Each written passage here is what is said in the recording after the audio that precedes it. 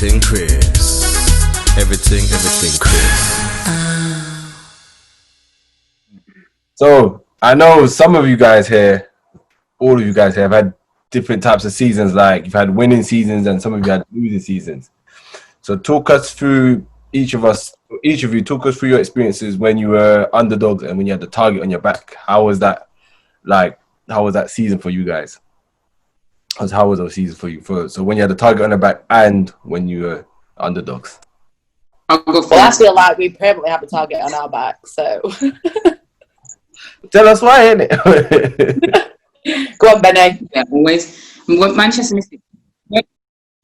When we first come to Manchester Mystics, we were underdogs because nobody really knew we were underdogs, but we had like a good roster, but no one really knew what we could do. And then we were winning every single game. Boom, got to the cup finals. Underdogs, won. Then we had a target on our back after Christmas. We didn't win a game. We lost everything. So that's pretty much how our season goes. Yeah, I remember that. Yeah. We were like, why can't we win? What's going on?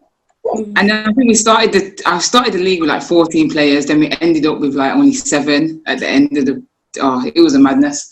But yeah, when the target's on our back, we get killed. Basically. That's all in a nutshell. Oh my gosh. What about you? That's what. So Siobhan, Yeah. you've had that experience as well. I know you've been the top dogs and you had the target on your back and you've been the underdog. What's the perspective from your view in that?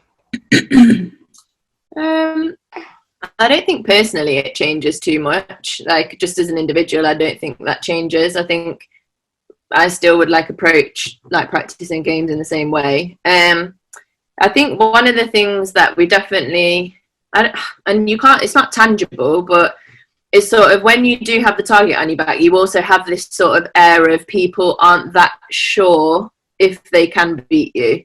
And I think that sometimes helps. So before you've even sort of stepped on the court, not that as individuals you always believe you can beat anybody, like athletes do, but I sometimes think maybe there's an underlying thing of, especially if it gets close towards the end, can we actually finish this out? Can we beat this team? So I sort of felt like that when we had the target on our backs. I think for me, the biggest thing is because we have not the last few years, but had quite a lot of flux with players in and out of the team, each year.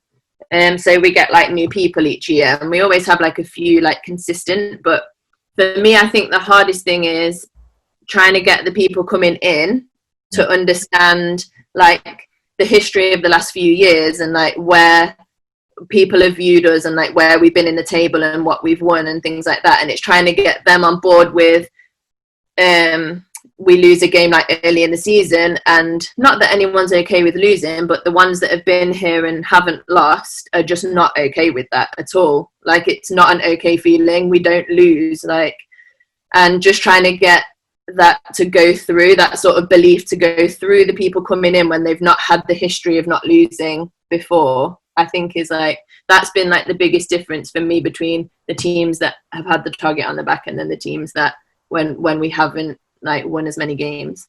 Okay. Ella, what about you? How was that? How was it on both sides? I mean, from a Wbbl perspective, this is my first year playing in it, and riders, I don't know how they've always been from everyone else's point of view in terms of playing against them, but coming into it, I always thought they'd be the team with a target on their back because they seem to have quite an established program, good players, did well the last few seasons, made 3-peat on the trophy.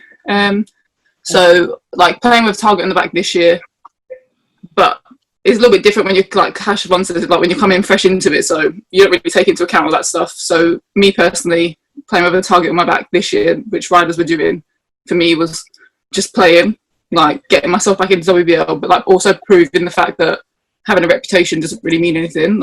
You never really take a game for granted. You can be playing bottom of the table, but you still want to that's the times when you've got to execute things. So you've got to be polished even when you've got a target on your back against probably the bottom of the table team. So for me personally, I like Siobhan said, I don't think it changes much. Like you should still play the exact same way, whether you've got a target back or the underdog, because when it comes to the time where the underdog plays like they're polished and all that stuff, and you're the team with the target on the back, like you're just going to lose. So you've always got to play with that kind of level-headedness. Definitely. I can understand that, definitely. Helen and Naomi, being in Sheffield, because there's times you've not been, the top dogs. How does it feel when the target's on your back and then when you're underdogs? Go on, Helen. I think like when I first went to Sheffield, I think I was 18, so I think I've been there like 15 years now. We were just expected to win everything. That was just an expectation that you don't lose a game. Like that target was always on our back. And I think that was the case for many years. There was games that we lost and stuff, but I always felt like there was that expectation that we don't lose at Sheffield, and that's that's just the way it is. And then I think since we've been in the WBBL, that's like changed a little bit, and I think other teams have just got better. I think players have got better, and I think the league's become a lot more balanced.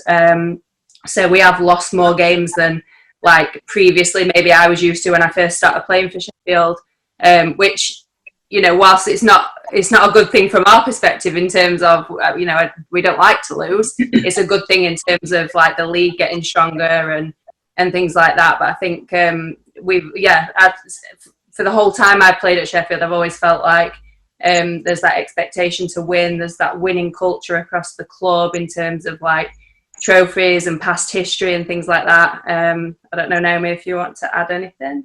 Yeah, I mean, I'd say the same. Obviously, I'd kind of come in a few years after Helen, and they were winning. There was a good core of them who had all kind of been through the England programs, like homegrown talent. And yeah, there was always a couple of imports kind of in the mix, but they won. My first time in basketball was spent going to the finals and watching Hatters lift trophies, kind of thing. So when I started playing for seniors, it, like she was saying, it was kind of expecting. Then the first year, the WBBL was the first year Ness had taken over coaching fully from Betty, and there wasn't the trophy at that point, but we won all three competitions, but then it was kind of like after that, the league elevated, and like Helen was saying, for the better, more competitive, more teams were getting imports, kind of.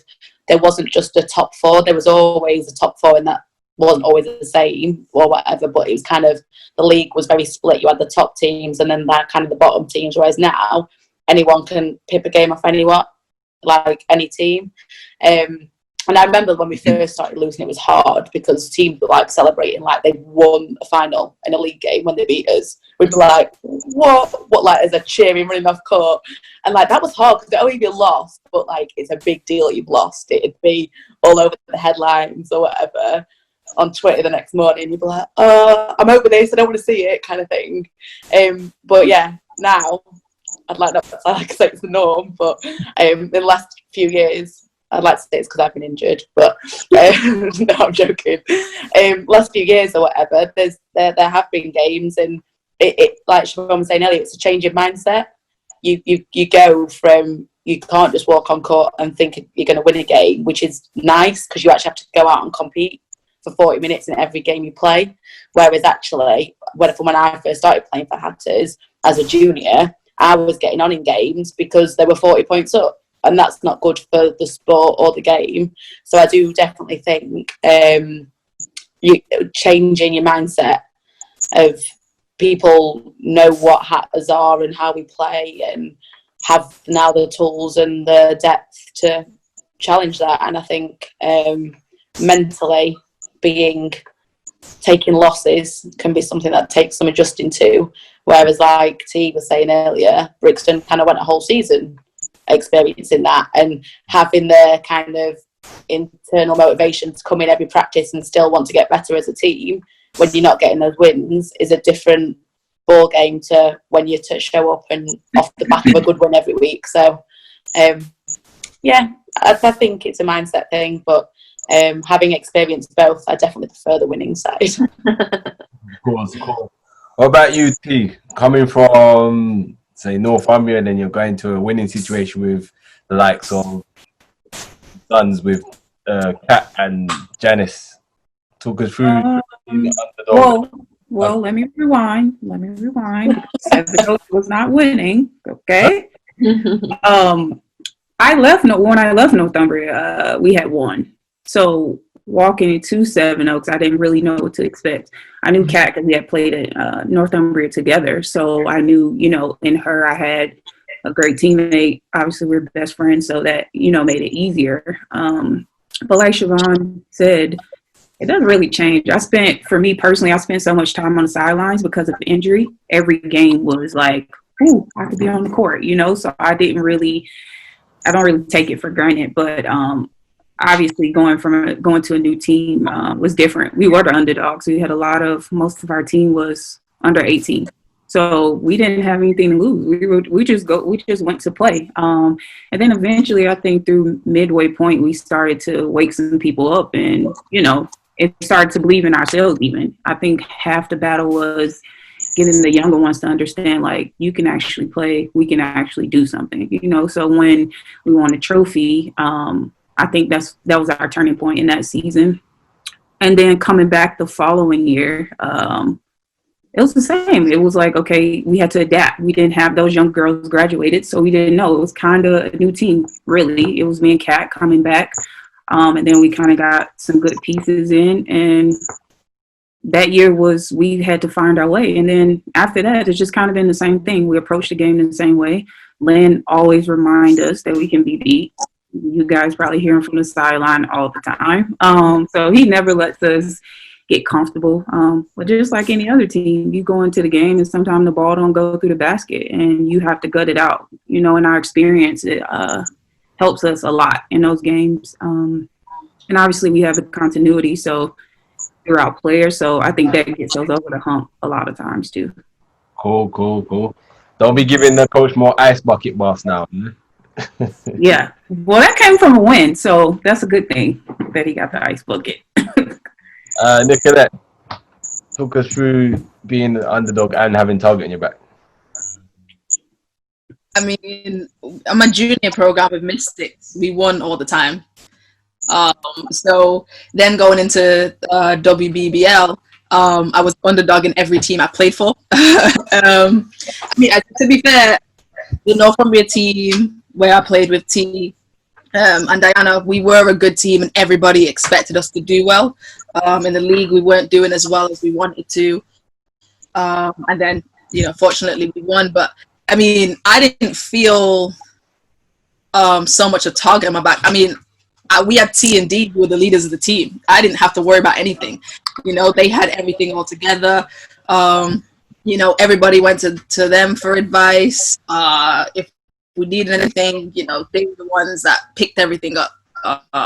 So they were constantly coaching the air along with Chris. And I didn't feel any pressure kind of anything until the finals. And T got injured. And then I had to be the leading point guard. And I'm like, okay, we're playing Nottingham, where we're playing the Ambers and the Melissas, who incredible players. So to win that, and to have T and D in my ear the whole game, even though T wasn't in the game, she was basically. I feel like she played through me. Sorry, and it was amazing to win that. My year in Durham, as most people know, we played with 5 people. Or when you guys played us twice. Man, that was horrendous, by the way. So there is no worries other than trying not to look embarrassing. But you know what? In all fairness, I had fun. I got to do what I want. I got to, I got to have a lot of fun with it, and through that, I learned not to take everything not too seriously, because the situation was tough. But I mean, any situation I'm in, I enjoy it. I work hard. I love playing the top teams. All of you guys, absolutely love playing you guys. It's always a good game, whether we almost win or lose by 40, 50 points. It's always fun. So yeah, either way, you know, like to play the same way and enjoy it. All right. Nice. So another thing I want to get into, I know all of you have won something in the WBBL. Everything Chris. Everything Chris. Everything Chris.